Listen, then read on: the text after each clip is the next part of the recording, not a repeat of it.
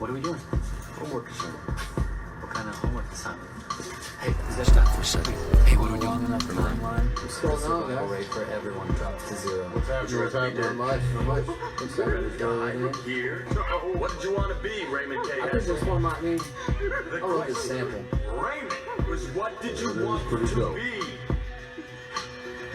Answer it, Raymond. Jesus. Hey, Bentley Blue Duck Show. What's going on, man? Joey Bridges. Alex, what up? Yeah. What's going on? What's going on? Alex, how you doing? Yeah. Welcome to the Bentley Blue Duck Show. I'm excited about being here. Nice, yeah. No, we're excited to have you. I'm Joey Bridges. This is Uncle Pete. Bucketlist Bryant in the building. Alex Spears. Alex Spears, how are you? Pull the microphone close to you, sir. Keep going. Pull this. You can hold the mic. Yeah. Yeah. Speak directly into the side of it, though. Push up on the mic. Alright, cool. Perfect. Yeah. And lower it down a little bit. Word. Is that good? Can you hear it? You good? I'm good. Let's speak. There we go. All right. So, welcome to the Bentley Blue Duck Show. And we are brought to you by Think Free Revolution, Bentley Blue Duck, of course. Current Affairs brought to you by Bentley Blue Duck. We're brought to you by It Takes a Village, Fidgets, Magee, Think Free Revolution, Lamppost Publishing, and The Conversation. So Alex Spears is a comedian, right? You can consider yourself a comedian? I would like to think at this point I'm trying to be. You know what I mean? Right. Yeah, I do it a lot. A lot, but it's a lot of open mics and a few book shows and things like that. Yeah. So you're at a book show level? Book show. Few. No, yeah. You know, you get paid if there's tips or if the guy producing the show kind of made a cut with the bar or something like that. Yeah, cool. Hey, you can consider that. You're a comedian. Trying. Yeah. If you're getting paid for something that you're doing, I think you're a professional. You can say that, right? Cool. But we're always building and working, But the first segment of the show is called 2 Cent Tuesday. 2 Cent Tuesday. We're just shooting the shit about what's going on in the world, what's going on in your world, what's going on in Bryant or Uncle Pete's world, and just anything on your mind right now. You see anything in the news or in science or like going on vacation anytime soon? I am going on vacation. Where are you going? I'm going to Italy. Oh, Italy. Italy. I've never been before. Oh, me neither.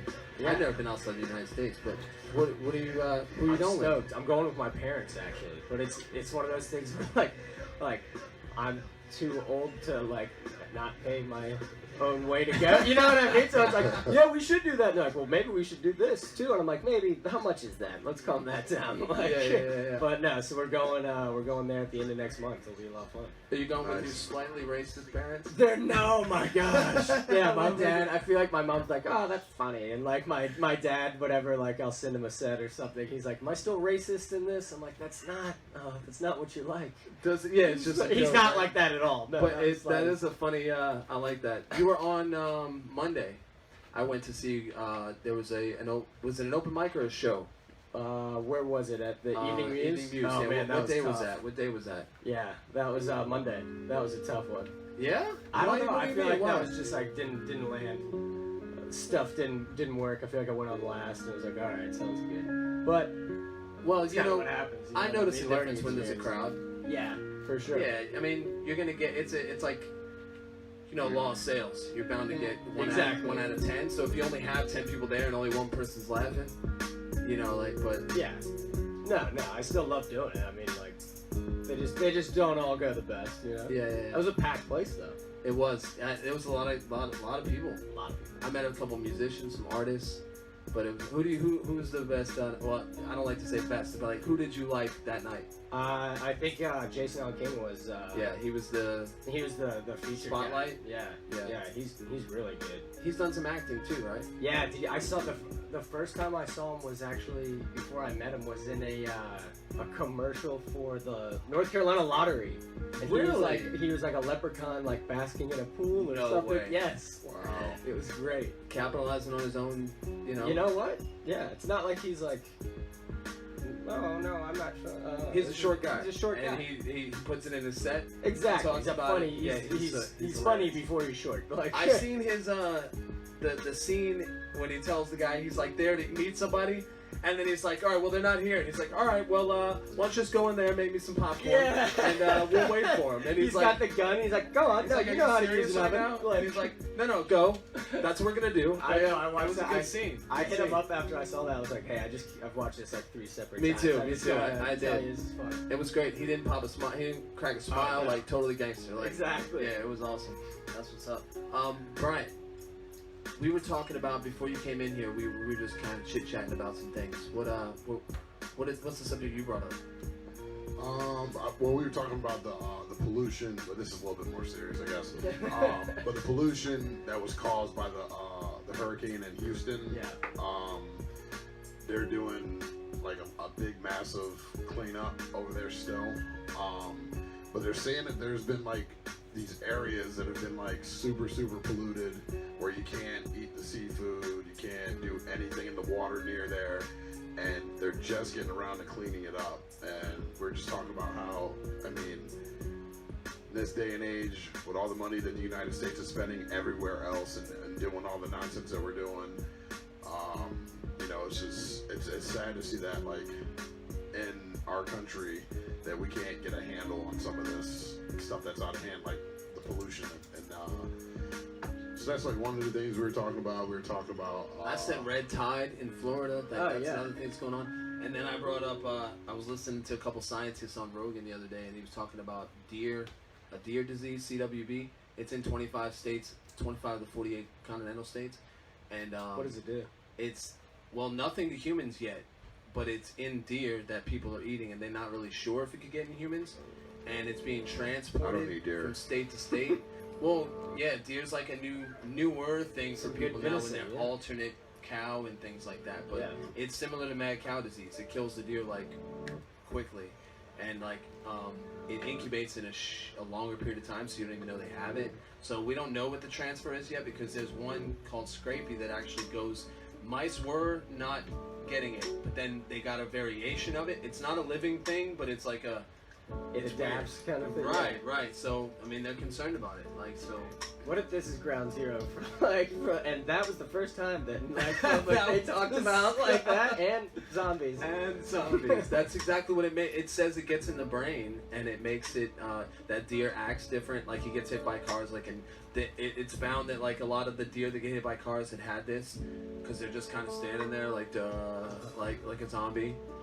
Like, Those are the deer who get shot. yeah, That's how they you eat say venison. just don't get it. If you don't have it, you don't want it, and that's what they're trying to prevent to go to other states, because they don't know yet. And then when you break down a deer, a lot of it's bones, and that still has the disease. So they're talking about now killing off a massive amount of deer in certain locations, so they can and it's in most males. And then now they're genetically modifying at farms and making deer like fucking ridiculous with antlers. Are they like, putting them in the wild and like? yeah, they go out and kill them and pretend that they caught a like ridiculous antler buck, and if they really made it, the DNA is all fucked up, and it's like bro, you gotta see them. They're like 30, 40, 50 points. Like, it's crazy. Like, I think even said 90. I don't want to go. I don't want. I don't know. It's just. But it's breaking just like news. ridiculous, and you see that guy on steroids, and he's got like muscles where you didn't know muscles were. Exactly. That's what it looks like. It's so crazy. Yeah. I don't understand why we gotta like genetically modify. Anything? Yeah.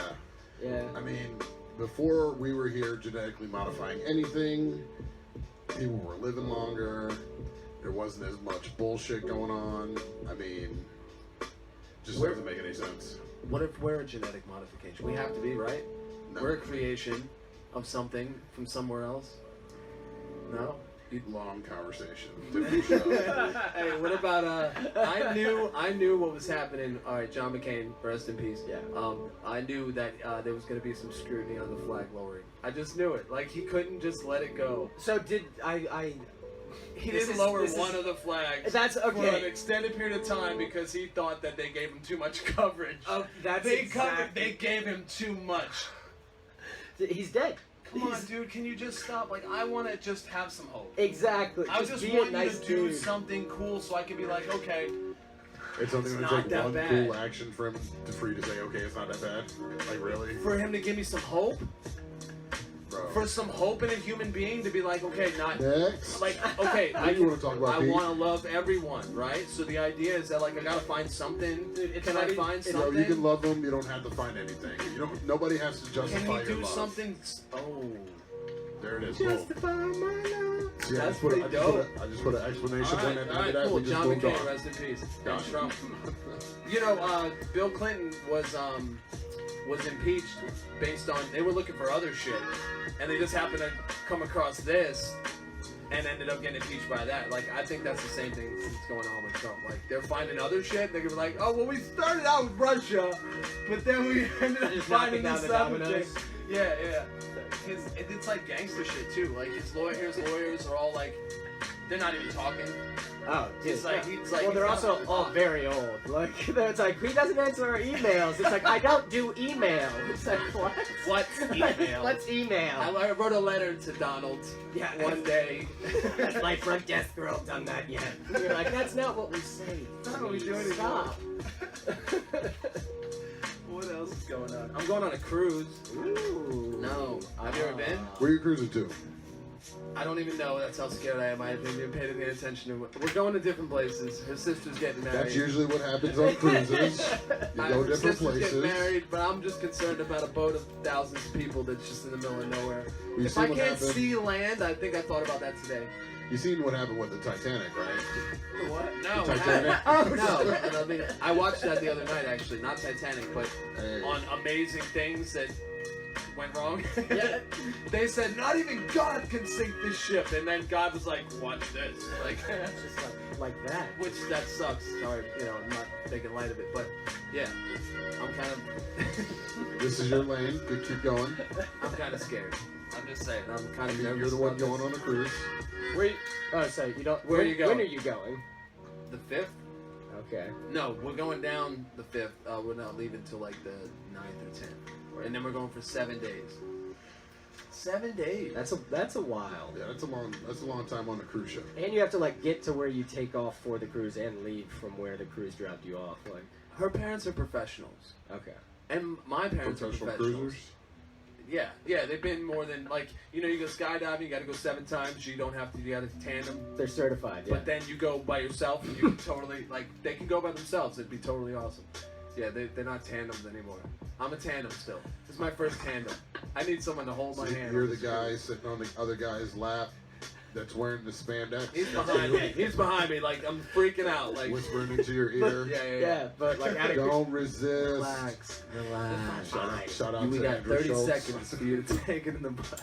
What is that on a cruise? Like, is that a buffet? Is that the buffet? Is that oh god. Are those people eating? You get to go to the captain's quarters, and you eat dinner with the captain. They get all dressed up. You get all like spiffy. Ooh. Who cares? Fuck that guy. You got to. He's I'm gonna go in a driving a boat. t-shirt and no, he's got my life in his hands. Fuck that guy. He's You got ride- 3,000. if you ride in the car with me, I expect the same thing. Then dress up. Just I'm driving the car. I got your life in I my have hands. respect for you. You got my life in your hands. All right, next time I ride with you, I'll Better be dress dressed up. to the nines. What's my nines? What are your nines? How do you dress? What's your nines? What are my nines? Yeah. Dress when they say dress to the nines. What does that mean anyway? Like, what's the nicest that I? Is dress? that what nine stands for? I think it's just coattails. You have to have coattails on whatever you're Coattails? wearing. Yeah. Got it. Probably a top hat. What's the best dress you've ever done at open mic? Ooh. Like Dumb and Dumber, do you have to have the top hat with the Yeah, coattails? yeah, and like the cane that's really just like a long What color, magician's what wand. color would you have? Yeah, you definitely gotta have the. I would just have white and black, but I'd have those weird white coverings over the black shoes that are kind of like penguin feet. You know what I mean? I see, yeah. Like Yeah. cow, like a cow bow Yeah. tie or something. Like a hoof. That's strong. I like that. I see it.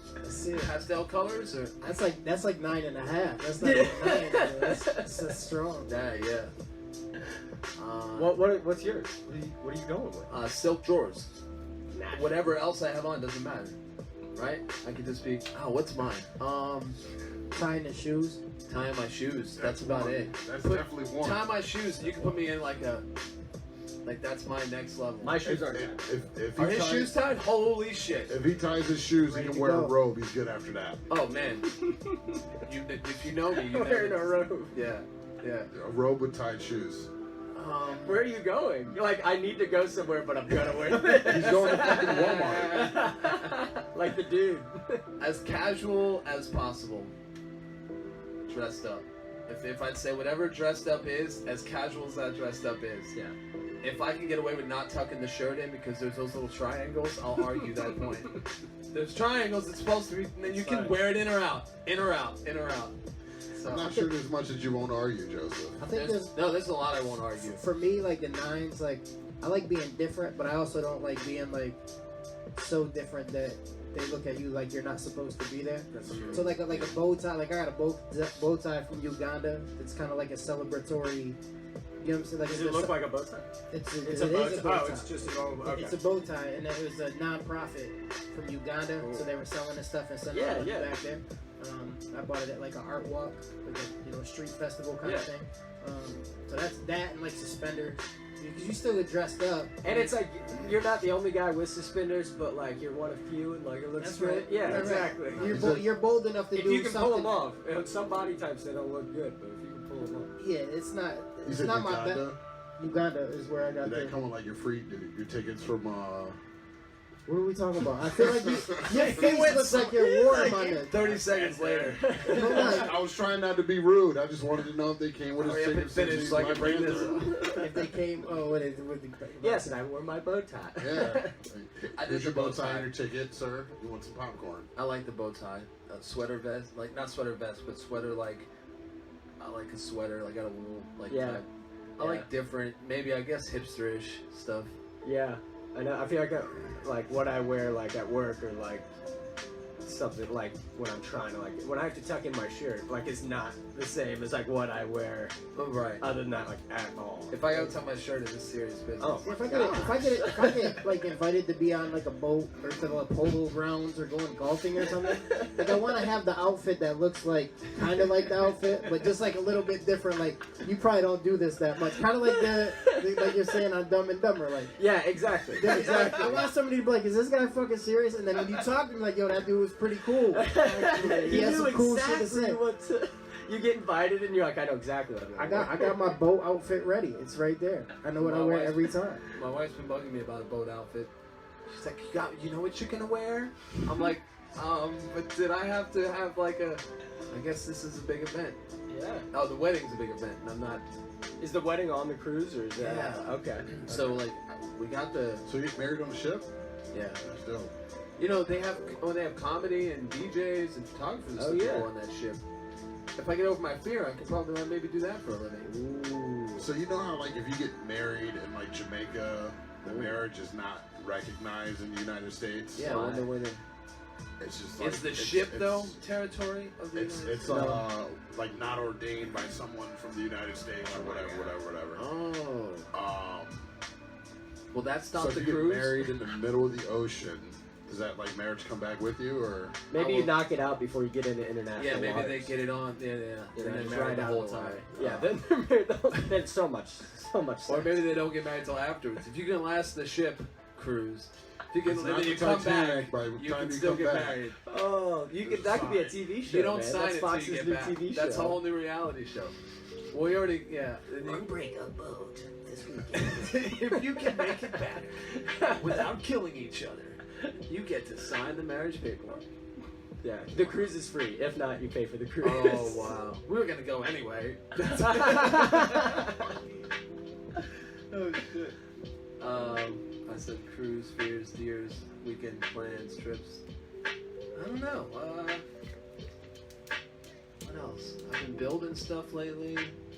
What have you been up to, man? Oh man, just been doing stand up as much as I can.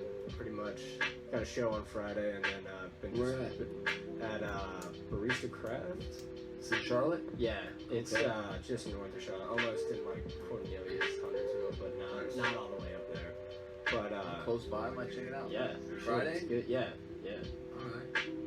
Yeah, no doubt. I like going out, man. It's fun. There's a really good lineup. Really good lineup of people. Anybody I know? Don Garrett. Now I'm just gonna forget everyone. Of course, Crystal. I met her. Kevin Duffy. I'm pretty sure. Crystal. Crystal's the woman I told you about that has one of these. Yeah. She met me and asked me what it was all about, and then she just stated hers, and I was like, "What?" It was so dope. Yeah, she's like a Marine. So. Yeah, no, she's got also this like leadership program that we're involved in, and it's like, she recognized that I was part of that group, and I was like, "What? That's so cool." Dude, that's cool. She's Mimi's friend. Yeah. Yeah, or I think she came out one night. Okay, word. Yeah, no, she's a great comedian. There's a lot of people. Let's see who else is in that. I think dude, Dre. I was talking to Dre. Dre says, "What's up?" to everybody. What's up? He was We like, just talked about Dre a few minutes ago. I just shared his. He posted he's got an event. I just shared it on Facebook.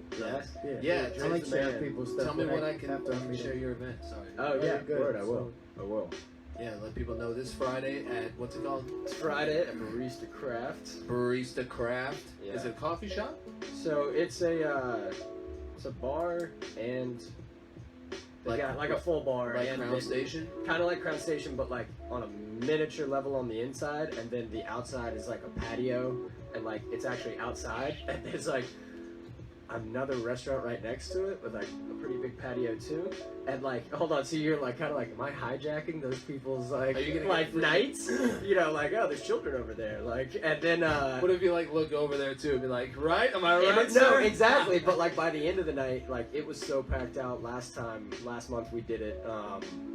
That like people were like setting up lawn chairs outside like the edge of it, like, which was fun. And like the restaurant next door was pretty much full of people. There, it was fun. Let's see, it's Barista Craft. Join us for a free night of PG/PG-13/R comedy. Oh wow. That's Craft. it's John Garrett, Oh. Kevin Duffy, Chris Mons, myself, Chris P, JD Caldwell. Chris P. Yeah, Chris dude, P. he's Great the guy. man. Tara Brown and Jonathan Williams. All those people are I really like. They're We all have funny. Dynamite on next week. Dynamite. Dynamite, the band, Ethan and or Ed. Yeah, you know what I'm talking about? The comedians, they go up to the open mic. Oh, it's like Normal Dennis and Evan? Yeah, Normal Dude, Dennis. They are great. Ethan, They I'm are like so this. good. I think I saw Normal Dennis when I went out. Yeah, he kept repeating. Dude, Normal Dennis does the light and sound at Evening Muse, Yeah, right? So yeah. I seen him, and then he did that one thing. Hi, I'm Normal Dennis. And he says it over, and he says it, yes. Hi, I'm Normal Dennis. And they're like, okay, 3. All right, it's 4. so good. Yeah. All right, 11. Well, why 12?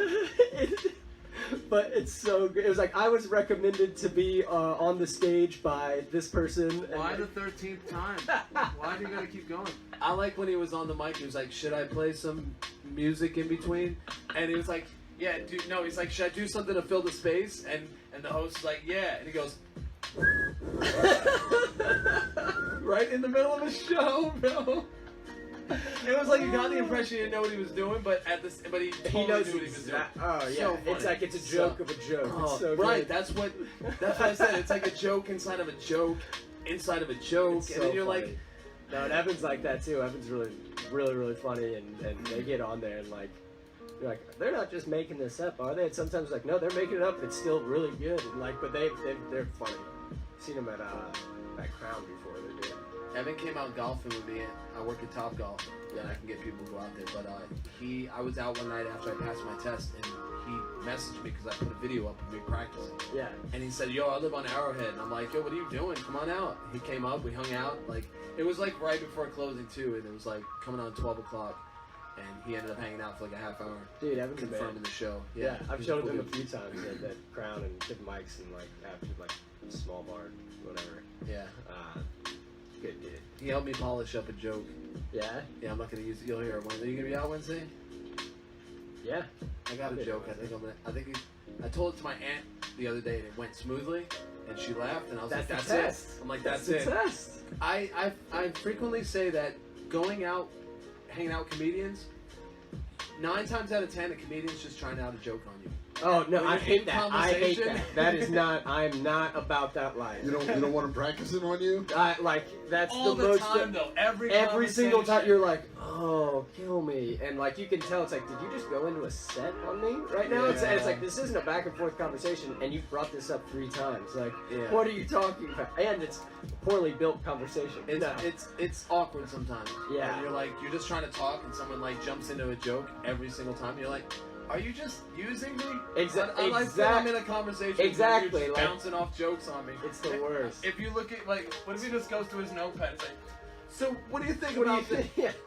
Can I just have a conversation with you? Like, I find myself sometimes when I'm like thinking about a subject a whole lot or like writing about it, like I'll end up talking about it, but that's just because it's like, yo, have you seen this TV show that this and We're this having a happened? You know, but conversation, like, and I'll try to be like, quit talking about that. Like, it's weird. I'm not testing material out on you. That's strange. But it does frequently happen.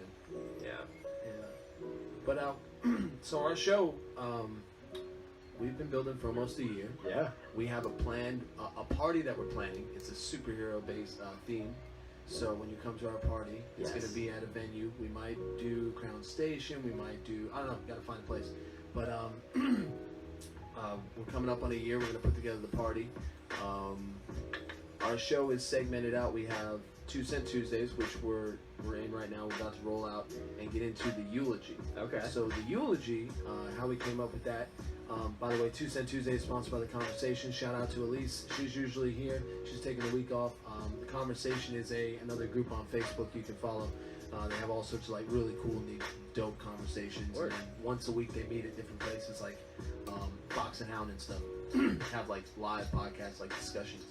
It's really cool. That's awesome. Yeah. So the second part of our show is the eulogy, brought to you by Lamppost Publishing, and this is the part we get to know you. YOULOGY.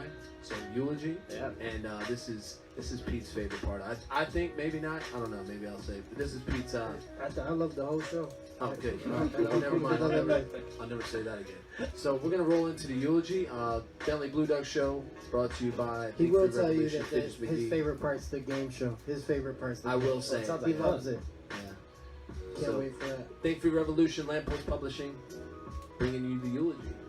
So I looked over your, the invite sheet. Yeah. You took a lot of time with that, so I want to say. Yeah. I That feel was- like it was like one night, just like, yeah, I'll have 2 beers or 5 beers and sit down and write this. I Like- appreciate you, taking the time with that. So how did you kind of get involved in what you're doing with the comedy now? Like, how did you stumble across that? Were you always telling jokes as a little kid, or how did you say, I'm gonna grab a microphone and start to tell jokes? I feel like a lot of people. I feel like sometimes I hear people say like, oh, I didn't even like really know a lot of stand up until I was like 15 or 16. You know what I mean? Like stuff like that, and like that was just not the case. I feel like in our family, it was like always watching Comedy Central specials or watching funny movies, or it was like, I don't want to say being funny was put at a higher level, like that's like you gotta do that, but people are pretty loose and goofing around a lot in our family. A lot of funny people. Do you have a large family, or? I just have one brother and my 2 parents, but our cousins, we've got a lot of cousins, a lot of aunts and uncles. But so that kind of it was never weird to me or strange to want to be a comedian or a stand-up comedian. Obviously not that much money in it really, except for at the next level kind of thing, which hoping to be, but yeah, so pretty much took the class at Comedy Zone at one point, graduated from that, I think that was 2016, started 2016, and then kind of took a breather, kind of only did a few shows just because I didn't really know where to look for them, or kind of getting my footing, and then really the past 9-10 months have been going 4 to 5 nights a week if I can find them, at least 3 nights a week of open mics and just kind of grinding and putting my head down and working. How did you know that it was the thing that you wanted to do? Like, how did you know that was? Yeah. I saw you play rugby too, so that's cool. Yeah, I'm not very good at rugby, but I try. I would say it's I always I remember in college would get together with buddies that kind of had the same interests, and we'd try and write TV shows or things like that, or I would write a whole lot of jokes just to see if I could do it, and it's tough when you don't really understand the structure of what you're aiming for, and then I don't know, it just seems like it's there's no one, I don't want to say there's no one else there to screw it up, but it's all your ideas. You can say what you want to say, and I love public speaking, so it just kind of works, you know. But I mean, hopefully, yeah. So you're walking around, I would imagine you're coming up with jokes all day. Do you have like some you put them in your phone or like on a piece of paper? So I've got on my notes section on my phone. Let's see, it's gonna pop up that I don't have storage. It's gonna be annoying. Like all of these are just different notes, but within one of those it goes on for, you know, a long time kind of thing. And then yeah, I carry around this book a whole lot, and I feel like I memorize a lot of my stuff or learn a lot of my bits from writing them down again. So it's not even like I'm writing new stuff all the time, but it's like that's how I learn carve stuff. it out and yeah, stuff. exactly. Yeah. Now, do you have like particular places you feel like writing is like? Is it people watching? Is it alone, like in nature somewhere? Like, is it anywhere really? Like different thoughts come at different locations? Or? It is tough to write about new stuff if you're in a rut kind of in your life, or not even a rut, but like I've been outside the house in a few days. You know what I mean? Or like something like that. Like your jokes just kind of all turn into about one thing, or like you can't write about watching Planet Earth anymore, like, you know, like, so I mean, if you're doing interesting stuff, I've definitely gone to the mall before just to watch people, or like gone to like a zoo just to see if I can get anything, you know what I mean, or stuff like that. But a lot of it's just from day-to-day life, or just kind of realizing what's strange about my life that you could probably relate to everyone, or what's normal about my life that's really probably actually strange, you know what I mean, just kind of relating it like that. Do you find that you make everybody comfortable by telling jokes, like you're a real estate broker, right? Yeah. So I'm in commercial real estate. Do you do that to kind of like will you tell jokes to kind of lighten the mood with your colleagues and stuff like that? Or? I would say definitely, but not as much to lighten the mood, but definitely am on the lighter side a lot of times, you know what I mean? For sure. Yeah. Sometimes I find myself every once in a while saying something like, oh, no, maybe not now. You know what I mean? Like, that was my next question. Like, you find, like, when you're in class or something and you're like, I'm not supposed to, at church or something, like, I'm not supposed to laugh right now, I'm not supposed to laugh right now. Oh, yeah. Do you feel like that with your jokes? Like, okay, this is not joke time. I have one, but it's not right now. Like, I would say, like, in our office, there's not too much that's, like, not off limits, but, like, there's a lot of, like, hey, quit talking, you know, or, like, quit, like, that's not cool, you know what I mean? But, like, you definitely need to know when to say, just like anything, like in class, you don't want to be the annoying kid, you know what I mean? Like, you don't want that to kind of carry around, but, yeah, a lot of that, for sure. So going off that, do you think there's, you say you got a lot of jokes and then rewriting them, like I do the same thing, I rewrite them to engrave them more so I can remember them. Are there times, how long before you think a joke is like, alright, I've tried that a few times, it hasn't gotten the response I wanted, I tried it in a few different settings, how long does it generally take for you to be like, I'm not going to use that one anymore, I'll drop it? I mean, I'll still have it somewhere in there, you know what I mean? So if there's a show, if I'm still working on it, I guess, I'll still go back to stuff and be like, is there something there? Of just even just one line written out, or a full joke. There are times when it's like, that's not a joke that I would say that people would think is funny. You know what I mean? Could potentially be used for someone else, one maybe. Possibly, yeah, but like, if you're writing. Yeah, it's just like that's just not what that is right now, and I can use that idea or that kind of general vibe in another joke. I feel like a lot of times the real frustrating time is when you're doing a joke for, you know, a few weeks or a few months at a time, trying to, you know, take off clay, put it back on, and you know, rearrange everything, and then you just kind of pull the trigger on it, but a lot of times you'll get one or two lines that kind of were your favorite that you're trying to keep alive, Yeah. you know, throughout everything. Yeah. And you're like, oh, I could probably add that to this. And you're like, man, throughout all of that, all I got from all of that were these 2 lines, but it made the other joke a whole lot better, and the rest was the trash. Yeah. Do you laugh at a lot of your own jokes when you're on stage? Not really. No. I feel like if it's a funny situation of like they're laughing, I'm laughing, and it's like a strange thing, you know, and something happened, but not too much. No. Watch, I'm probably gonna go back and like watch like recordings I have, like, oh, hilarious. He's one of those comedians. Yeah. Oh. Sometimes I feel like when comedians laugh, and this is just me, like when they're laughing and they're adding their own laugh to it, it's just like encouraging everybody else to do like a contagious laugh. It's kind of like, I feel like it's cheating.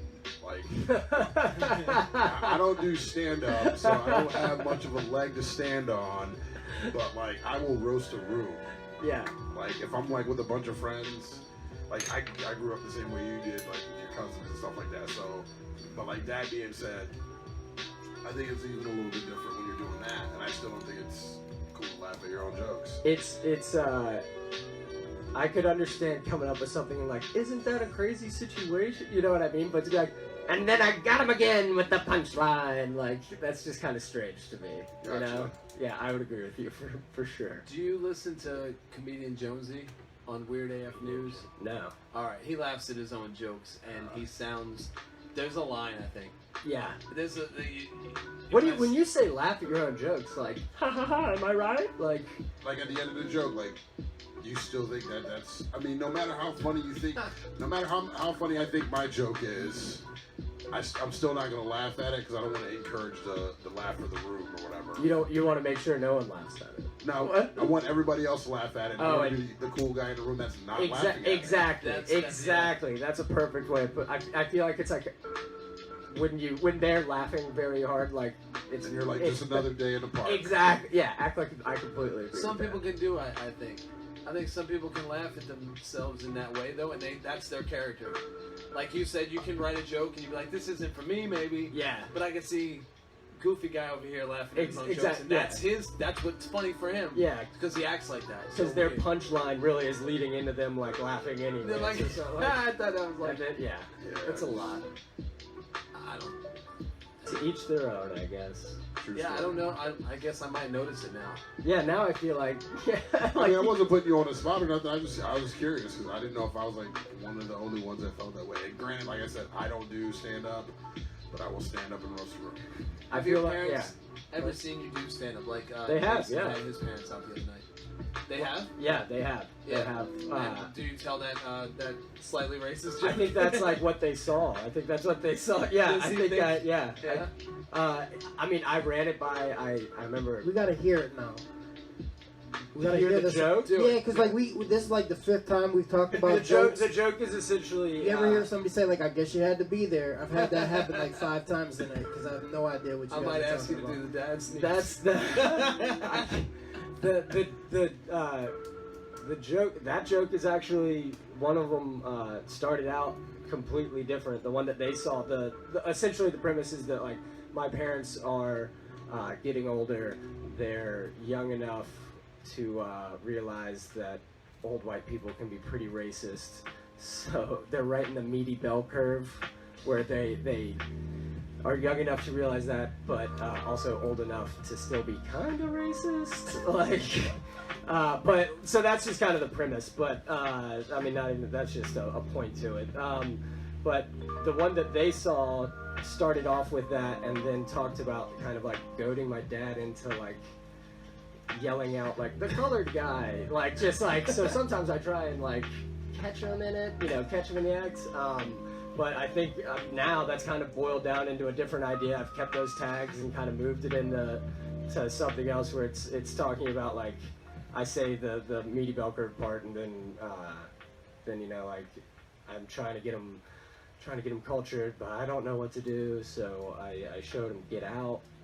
I showed him nothing. I showed him Get Out twice, and after the second time, they were like, oh, it's the white family the whole time. Okay. Like, I mean, obviously it's different on stage, but that's kind of the general vibe of the joke. You could thank Joseph for that. He put you in this space. I know, right? What was that? You were volleying that. You were joke. You were volleying that for like 5 minutes. When you say the meaty bell curve, I think that's the joke.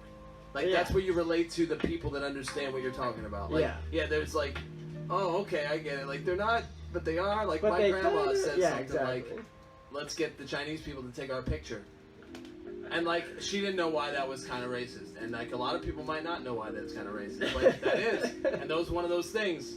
Yeah, exactly. Like, sure, but... Exactly. Like, oh, like, this, our basketball team's no good. We need more black guys. And you're like, come on. You don't need that. That's not what happens. Like, but you probably do. You probably do. But that's Man, so I was my soundboard. LeBron James. How did you get here? No, you. How did you get here? No, here, like this location. How'd you get this location? Yeah, I drove. Cool. I know a lot of people drive now. Yeah. What do you drive? I drive a 4Runner. Nice. Yeah. Toyotas are good vehicles. Yeah. Nice. Anybody got anything else? What's your favorite place that you've performed so far? Out of state? Have you performed out of state? I don't think I have. No, I don't think so. South Carolina? No, I've got a show at Koozies coming up. That'll be your first one. Yeah, that'll be my first one. Nice. I guess that's in. Is it October possibly? Yeah. Nice. Yeah, it's a Corrado show. Should be good. Would you like Care for a fidget? This is Dre was like, hey man, bring me back one of these because I lost mine. And I was like, Oh no, he didn't. Yeah. I'll have to give him one. Oh, I should have brought mine. I've got a fidget spinner. Too. Yeah. I think you approached me on him. You were like, dude, you got Yo, fidget yeah, spinners? yeah, I was exactly. like, Yeah. And you brought out like a fishing tackle box, and you were like, well, yes, I do. Yeah, the first time I saw Joseph and his fidget spinners, I was like, fidget spinner on wheels here? Like, I had a whole thing in the back of my car built. And, Really? oh, yeah. It's like like a I have dope. here. It's like I have here. I know. I like. Do you make all this stuff? Yeah. I like this. Yeah. My daughter, I love Legos. I still have all my old Legos, so Yeah. my daughter rebuilds them and we hang out and do YouTube videos. Dude, they're great. I feel like my nephew has a lot of the ones that I used to play with. I'll go by the Lego store though, and like I'll go in because like Legos are still dope, Yeah. and like, but they're expensive as hell. Yeah. They're really like hold on to them. But you could put together like all sorts of different arrangements of people now. They have different faces, different bodies, different like. You know, Oh yeah, it's not just like Spaceman guy. we and made other guys. ourselves. My whole family. That's us right there. Oh, that's ourselves. cool. It's I different. like that. So I got a question for you. If you could perform anywhere, Yeah. where would it be?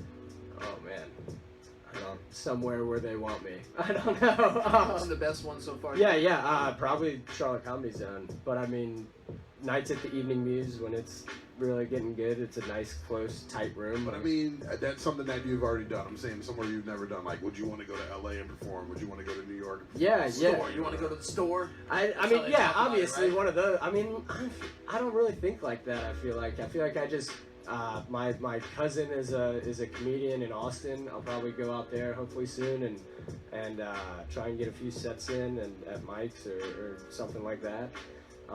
You know, I'd like to go to New York and kind of get things going there, but I also think that's just kind of a different mindset. I want to, you know, respect the amount of work that I put into where I've gotten right now and the amount of work that it's going to take to get there to where I want to be when I go there. You know what I mean?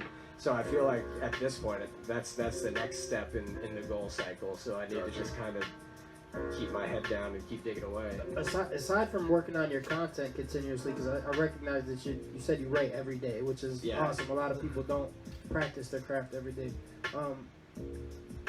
Like what else goes along with that? Like when you say you recognize that you're working on some stuff, aside from content, what are some of the things you would say are going to sharpen your skills? Yeah, so I would say, you know, I'm reading right now I'm reading the Comedy Bible by, what's her name, Allison or something, you know, which is just kind of a breakdown on the structure of comedy writing. I actually get a lot from autobiographies, but I mean, really, when I say the work I'm putting in, it's going to as many of these open mics that I can, you know, after I've done a full day of work, staying there late at night, waking up early in the morning, things like that, and kind of the intangibles of trying to promote myself to certain people who I know who are putting on shows and things like that. And just kind of trying to keep it tight while doing a lot, I guess. With some of the stuff that I do, I find it important to like be around people and then be able to listen, right? How does that show up as a comedian? Because I guess you're like, is it just laughs or is there weight? Can you feel an energy? Like how? Can you talk about that a little bit? Yeah, for sure. So I mean, coupled with being like, I would imagine like when you're a beginning comedian, you can kind of tell if they're nervous or they've been a comedian for a little while, right? Yeah. So you're kind of bringing your energy, but you're also trying to listen at the same time, which I feel like could be difficult, especially if you're standing up there in front of people. You know? For sure. When you're on stage and a lot of times, you know, what people always say, "Oh, that was good, good job," you know what I mean? But that is not always what that means. You can tell normally if people, if you killed or not. Or if it's going downhill in the set kind of thing. I mean, it's just like when you're talking to people in a room, but they don't really have to listen to you. You know what I mean? And you're supposed to be funny and to deliver funny. I would say that a lot of that comes from talking with other comedians while kind of in the back of the room while a show is going on and kind of seeing like, oh yeah, you know, that happened because he strung along too many of these, or because, you know, he didn't get to the funny quick enough, or that kind of thing. Like he lost their trust because of this, and then kind of going back and, you know, watching tape, just watching tape and kind of figuring out what happened to you. You know what I mean? And in the positive parts, you know, you kept attacking what they thought was funny, and you know, you had the base to be able to support what you were saying, to just kind of bring more and more and more. Yeah. But yeah, I don't know. I feel like just getting advice on sets from other comedians once you come off, because, you know, it's just like someone on a field versus a coach in the box. Like, you saw something different than they did, and a lot of times they're right because they're in the audience, you know. Yeah. You have some close friends that give you good feedback. Like, do you ever feel like you told the joke and you felt like it was really good, and then you talk to some of your friends and like, yo, about that joke? Like, I feel I'm like really asking about honest feedback, but yeah. I did one situation with it. I mean, you know, whenever Jason Allen King whenever he talks and I can hear him listen, that's always good. You know, there are a lot of comedians that every single comedian I feel like I try and listen to. I mean, Dre and I do a lot of stuff together, and I think we both try and soak up as much as we can from people. You think that's one of your greatest resources? Is like when you're performing and you recognize there's other comedians in the room, or you're like, I can't wait to ask them what they thought about stuff because you recognize that you're going to get some good feedback from that? Or I feel like there's certain, like, I know that Brian O'Neill is always going to watch my set and give me an honest take, just like I will with him every single time. Nice. You know what I mean? And that is needed. But honestly, if there are other comedians in the crowd and they're going on, they're probably more worried about their set too. But right. Yeah, for sure. You know, you don't want to chase the highs or the lows, which is something I need to you know, I struggle with, need to learn more of. But I feel like it is nice when there's another comedian who, you know, also put kind of his neck on the line on stage, and you really respect their work when they come up and they're like, that was dope, good set, or normally it's like, hey, I really like this part of it, like Jake Manning, or will be like, I really like this part of it, and you're like, yeah, I didn't even think that, I kind of like brushed over that, or I didn't think that would play, but it did, you're right, how can I expand that? And normally Jake already has a few ideas in his head of like, well, you can go into it like this, and then like this, and, you know, it's really helpful. Is that what you mean when you say don't chase the highs or the lows? I'm not sure. I just mean like when people come up, when other comedians don't come up to you and say you did a great job, or when people don't say you did a great job, you know, you can't get too bummed out about it. And when a whole bunch of comedians come up and you know, fist bump you and give you pointers, it's a bunch of fun, but you have to realize that, you know, 2 days ago it wasn't going well. Yeah, you touched on some of the same stuff that Dre had said. He's like, get to the funny, and then tell the story. Like, don't think about how you're gonna just tell the story. Like, go ahead and just say it. You know what I mean? Exactly. And I kind feel of like the same stuff. The get to the funny, I feel like, is from that Comedy Zone class from Joel Pace.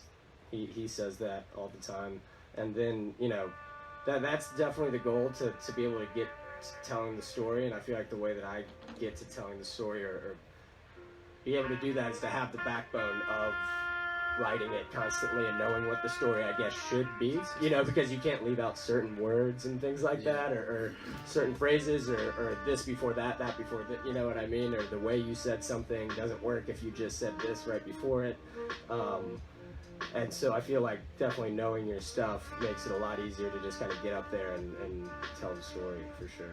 Yeah, you had mentioned making sure you're reading and you're studying, like getting some feedback, being consistent with your stuff. It seems like some, but aside, maybe even those things. If you had like 5 keys to like what you consider like your personal success, I know it's getting serious now, right? Like, what do you? I actually wrote these down. I have 5 keys that I always keep. There you go. I would hope so. If not, it's a question we ask everybody on here, because we're hoping we look. We consider ourselves ordinary people doing extraordinary things. Yeah. So something that somebody can connect with you, like, being an ordinary person that is following his dreams. Like, what do you think some keys to your success would be? If you don't have 5, that's fine. But I feel like whatever success I've had in anything is really just from trying to outwork.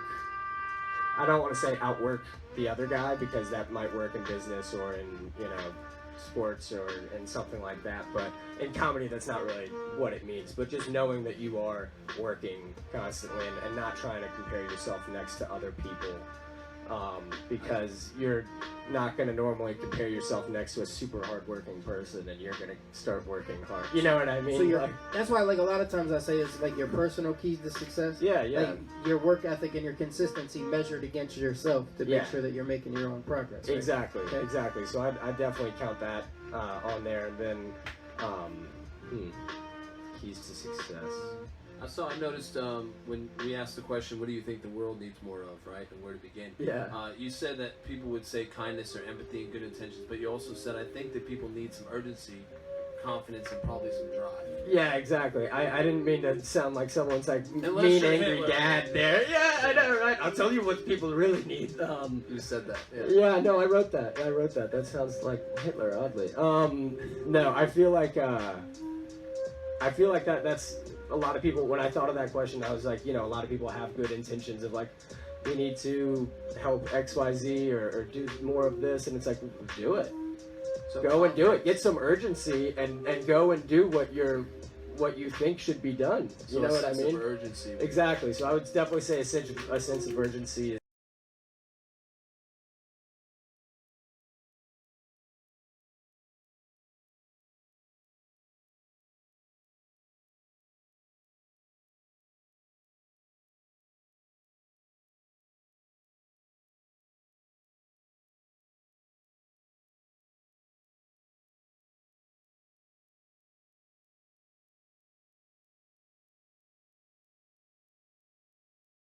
That probably just comes from sports, from football, from, no one really hands you anything, so definitely go and be the first person in line and act like, every single opportunity really matters, you know what I mean? Nice. Yeah. Yeah, those can't go without each other, I don't think. You can't have urgency without confidence. Exactly. Yeah, confidence and urgency would probably be right there. And I think how you get confidence, I don't just mean be some, macho person or machismo. That's not what I think of when I think of confidence. I mean, have the base layer and have the facts kind of behind you when you do stuff, you know what I mean? And know that you've done this before and you're confident enough to do it again and believe in yourself, kind of thing. Yeah, probably what I'd chalk up with that one. I definitely see your confidence on stage. Like the way you deliver, I think, is really cool. Thanks, man. Yeah, definitely. Thank you. Yeah. I just have to get funny jokes. They're kind of funny. No, Yeah. they're funny. I think you got a good set, man. Thanks, I was man. going to ask you, we're still working on your keys to success. But do you think that how long of a set do you think you have total? Everything you think you could put like a special together? You have aspirations to do like making money on Netflix? Of course. I would definitely say that I've got it depends on the audience. In front of certain audiences, I don't have enough material that I would want to put in front of them that I think would deliver to that group of people kind of thing. But I mean, I've been on stage for over 12 minutes at a time for a set that I had planned out the entire set. So I would probably say between 10 and 15 is probably very doable, but probably most comfortable around that like 8 to 10 range. You know what I mean? No, that's long. That's a long time. I mean, I'm not saying that's what I'm doing every time, but that's really when you can kind of get into stuff. I would say on mics and I got Crown and Muse when it's 5 or 6 minutes. A lot of that is taken up by kind of trying some new stuff and things like that. You know what I mean? And kind of chinking away at the armor of not being funny. But yeah, just trying to do that and so I would say definitely 5 minute split. And what do you do to prep for that? Like, what does it take to? I'll say the jokes, time myself out saying the recording or things like that. Say the joke just normally and kind of write it next to it sometimes, like 2 minutes, 3 minutes, XYZ. But I mean, I've been on a stage recently where it was in front of people who were putting on a show, producing the show, and kind of had to show them your set. And so what? There's 8 people sitting right in front of you and 4 more people sitting behind them, and that's the whole audience, and they're all the same kind of person. And it's like, oh man, oh okay, you're not gonna get the same pauses for laughs and everything like that, because it's not like everyone is joining in on everything. So that's a lot shorter. But I was trying to get down to like if you were thinking about the keys to success. Yeah. Like, how would you get to that point of having the confidence to do something like that? Yeah, I would really just say, work hard when you're not on stage. Nice. Yeah, so that's how you would get the just like how, work hard when you're not on the field to get better when you're on it, or study your craft so that when it comes time, I would definitely count that as one. That leads me to my next serious question, and then there's an even more serious question, like a deathly serious question is the last one. So the next one would be like, are you familiar with TED Talks? Yeah. If you were given an opportunity to extend your 12 to 15 minutes to 20 minutes and do a TED Talk on any particular thing, what do you think you would want to cover? I feel like TED Talks are normally pretty serious, and it's like kind of like no, it's whatever the person. I've seen some people have some funny stuff. I mean, it's something they're passionate about every time, for sure. Yeah. And I think you can get away with going up there and so you get to be unique in your whatever you want to do. Let me think. I could definitely see doing something of like how there's lack of kind of like getting into manhood in America. There's no real rite of passages anymore, and some of that's good. You know what I mean? I mean, some of that's good that some of those quote rite of passages are taken away, but I mean, in a culture, I feel like that does play a lot into having respect for kind of being a man and needing to grow up, kind of thing. You know what I mean? Like that kind. Nice. It actually goes right into the next one. So this is the serious question, the real serious question. 7 Habits of Highly Effective People. You ever read it? I think I have it on my bookshelf, and I've read a few of them. I don't know if I've really read. I like those books. I feel like I do not have all of the habits, and I stopped reading. There's an exercise that they have in the book where they ask you to. No, it's contagious. Nice. There's a exercise in the book. They ask you to envision that you're at a funeral, and then you recognize that you're at your own funeral, right? And then people go up and give a eulogy about you, about the kind of guy that you were, the type of legacy that you left for your friends and family, whoever you encountered. What are some of the things that you would hope or think that would be? Oh man, I know that if a few of my friends were writing it, they would just piss me off from beyond the grave. Start off with, he was a nice guy. Nice guy. Because don't start with that, because we always talk about how it's like, did they have nothing better to say than like he was a nice? That's so boring. I would say, you know, energetic. Hopefully fun to be around. It's kind of weird, kind of like, what are the nice things they would say about me? You know, loved his family. Had a lot of friends and a lot of close friends. Shredded on the guitar and was sick at surfing. And also skydives and the rodeo. They would probably include, I don't do any of those, but... You would? I'd leave instructions, I think, for them to include those. Make sure you heard about that. Oh, so you would say, I want you to say. Yeah. Gotcha. In my will. Oh, yeah. Like They wouldn't say any of that nice stuff. Not necessarily real stories. Like, they just make up stories. I love those. Okay, nice. Heck yeah. I remember one time... At band camp. No, I would say, I don't know, I like to sit down, I like to watch movies, you know, have a glass of bourbon, hang out with my family, play cards, spend time with people I love. Fun, energetic, loved his family, great friend, adventures. Some of them are true, some of them are chill dude, he likes bourbon. Well, I mean, I'm not dead yet. No, we're just recapping. We can go. We want to make sure you didn't miss anything. After we leave here. Don't fall into that trap. We're going. I'll tell you, they're going to get you to commit. We'll do that later. With next segment's It Takes a Village. We're going to take a 15-minute break. We'll be back. If you got to pee or, you know, go skydiving or anything. Now's the time. We're going to take a break. It Takes a Village by Fidgets Magee. We are Bentley Blue Duck Show, brought to you by Think Free Revolution. We're here with Alex Spears. We're getting ready to take a 15-minute break. We'll see you in a little bit.